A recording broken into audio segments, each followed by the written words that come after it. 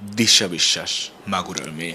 মাগুরা শব্দটা মাথায় এলেই যে খেলোয়াড়ের নাম সবার আগে মনে পড়ে তিনি সাকিব আল হাসান।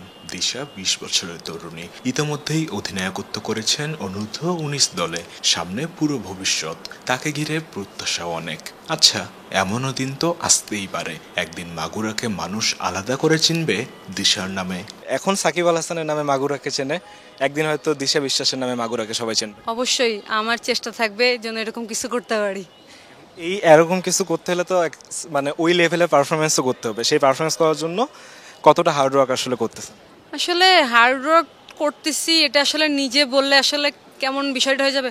চেষ্টা করতেছি নিজের জায়গা থেকে, মানে বেস্ট অফ যে হার্ড ওয়ার্ক যেটা করলে আমি আমার টিমের জন্য ভালো কিছু করতে পারি, নিজের লাস্ট ফিউচারে যেন একটা কিছু রেখে যেতে পারবো, যেন আমার নেক্সট জেনারেশন আমাকে বলে যে না, একটা সিনিয়র প্লেয়ার একটা কিছু রেখে গেছে, আমাদেরকে কিছু করতে। ওরকমভাবে চেষ্টা করতেছি এবং ওরকমভাবে হার্ড ওয়ার্ক করতেছি যেন ক্যারিয়ার শেষে যেন একটা স্যাটিসফ্যাকশন নিয়ে যাইতে পারি যে না ঠিক আছে, ভালো কিছু দিয়ে শেষ করছি। কখনো কখনো এমন দিনও এসেছে মিরপুরের দিশাকে ছাড়া আর কাউকেই দেখা যায়নি। দিশা পরিশ্রমে বিশ্বাসী, অনেকটাই পুরুষ দলের মুশফিকুর রহিমের মতো।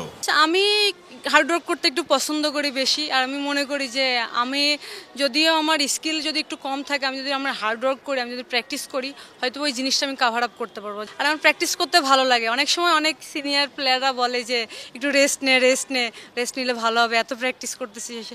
সবশেষ এ দলের সিরিজে অধিনায়কত্ব করা রাবেয়ার সাথে দিশার আছে আলাদা সখ্যতা। দুজনকেই ভাবা হয় আগামী দিনের তারকা হিসেবে। তাদের বন্ধুত্বের গল্পটা তো তাই জানা যেতেই পারে। রাবেয়ার সাথে আপনার ফ্রেন্ডশিপের ব্যাপারটা সম্পর্কে একটু জানতে চাই।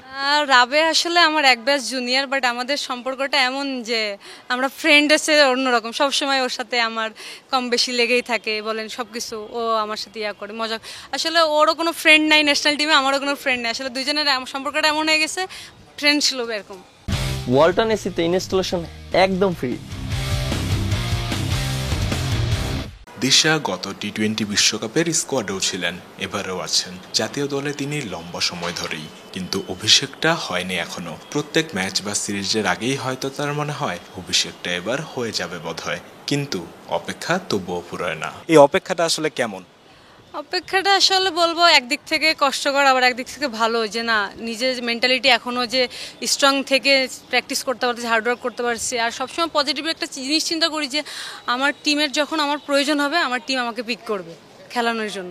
সো এই জিনিসটা যখন চিন্তা করি তখন আর এত বেশি কিছু মনে হয় না, যেন নর্মালি থাকি যে হয়তো আমার টিমের এখন প্রয়োজন হচ্ছে না তাই আমাকে খেলাচ্ছে না, বাট আমার যখন প্রয়োজন হবে আমি যেন আমার 100%টা তখন দিতে পারি আমার টিমের জন্য। 100% দেওয়ার মতো প্রিপারেশন নিয়ে বিশ্বকাপে যাচ্ছেন তো? অবশ্যই এখন প্রিপারেশন ভগবানের কৃপায় অনেক ভালো নিছি।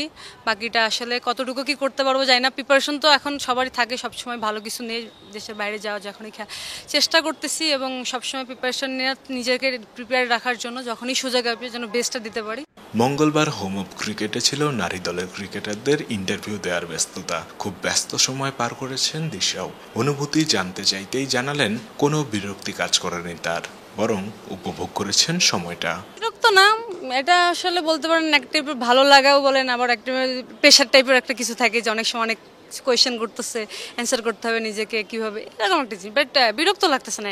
মাহমুদ অলরাউন্ডার। জায়গা যদি ধৈর্য না রাখতে পারি তাহলে খেলার মাঠে কিভাবে ধৈর্য রাখবো।